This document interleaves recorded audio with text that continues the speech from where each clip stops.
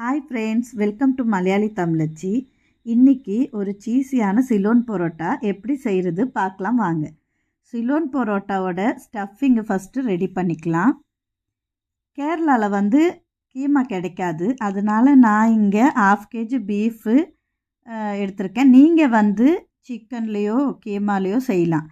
1/2 kg பீஃபில் chilli powder 1 teaspoon, 1/2 teaspoon turmeric, ginger garlic paste 1 spoon, 1/2 teaspoon pepper powder, salt தேவையான அளவு, தண்ணி ஊற்றி வேக வச்சுக்கலாம். அது ஒரு 2 விசில் வரட்டும். இப்போ நம்ம பரோட்டாக்காக மாவு ரெடி பண்ணிக்கலாம். ஒரு பவுலில் 2 கப்பு மைதா, தேவையான அளவு உப்பு, 2 ஸ்பூன் ஆயிலு ஊற்றி, தேவையான அளவு தண்ணி ஊற்றி கொஞ்சம் கொஞ்சமாக நல்லா பிசைஞ்சு விடணும் கையில். நம்ம மாவு நல்லா சாஃப்ட் ஆகணும், அது வரைக்கும் கொஞ்சம் நல்லா பிசைஞ்சு விட்டுக்குங்க. கொஞ்சம் அதெல்லாம் மிக்ஸ் ஆகி நீங்கள் பிசைஞ்சு அது நல்லா சாஃப்டானால் மூடி வச்சுக்கலாம், ரெஸ்ட் பண்ண வச்சுடுங்க. இப்போ நம்ம கறி 2 விசில் ரெடி ஆகிடுச்சி. பிளெண்டரில் ஒரு வெங்காயம், ஒரு பச்சை மிளகாய் எடுத்திருக்கேன். நீங்கள் வேணால் பச்சை மிளகாய் இன்னும் கொஞ்சம் ஜாஸ்தியாக சேர்த்துக்கலாம். பசங்களுக்கு கொடுக்கறதுனால நான் கம்மியாக சேர்த்துருக்கேன். இந்த கறி இந்த மாதிரி ஷ்ரெட்டு பண்ணி எடுத்துருக்கிறேன். நீங்கள் கீமா போடுறீங்கன்னா இந்த ஸ்டெப்பு ஸ்கிப் பண்ணிக்கோங்க, அது தேவையில்லை. இப்போ ஒரு சட்டி வச்சு அதில் கொஞ்சமாக ஆயில் ஊற்றி, இந்த வெங்காயம் நம்ம கட் பண்ணி வச்சுருக்கோம் இல்லையா, அந்த பச்சை மிளகாய் எல்லாமே போட்டு நல்லா வதக்கணும்.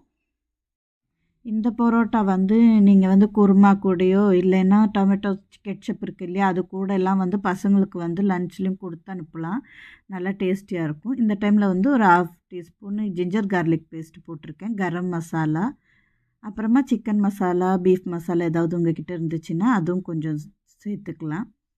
நல்லா வதக்கணும். பெப்பர் பவுடரும் ஒரு 1/2 டீஸ்பூன் போட்டிருக்கேன்.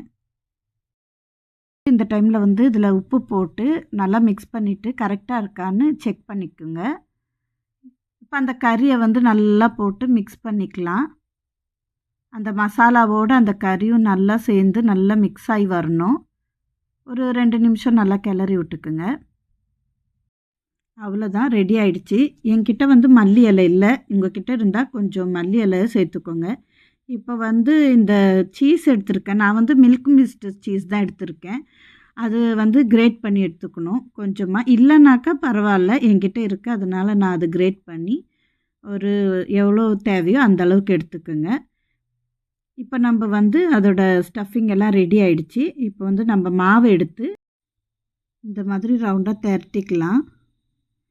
அது நம்ம எந்த அளவுக்கு பெரிய இது எடுக்கிறோமோ அந்த அளவுக்கு அதில் ஸ்டஃபிங்கும் அந்த சீஸும் எல்லாம் சேர்த்து ஒரு ஸ்பூனால் எடுத்து வச்சுக்கிட்டு, இந்த மாதிரி அந்த பக்கம் இந்த பக்கமாக மடக்கி ஒட்டிக்கிட்டு, இந்த 2 சைடும் அதே மாதிரி மடக்கி கொஞ்சம் ஒட்ட வச்சுக்கோங்க. மைதான்றதுனால நல்லா ஒட்டிக்கும், ஒன்றும் தேவையில்லை. அதுக்கப்புறமா இதே மாதிரி ரோல் பண்ணி தவாவில் நெய்யோ ஆயிலோ சன்ஃப்ளவர் ஆயிலோ, தேங்காய் எண்ணெய் எடுக்க வேணாம், இதில் ஏதாவது ஒன்று போட்டு அப்படிக்கா ஒரு திருப்பு இப்படிக்கா ஒரு திருப்பு, நல்லா அது சைடெல்லாம் கொஞ்சம் முறிஞ்சு வந்துச்சுன்னா எடுத்துடலாம்.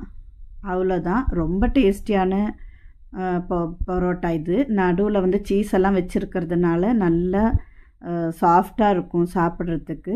ட்ரை பண்ணி பாருங்கள். பிடிச்சிருந்தா லைக் பண்ணுங்கள், ஷேர் பண்ணுங்கள், சப்ஸ்கிரைப் பண்ணுங்கள். பாய்.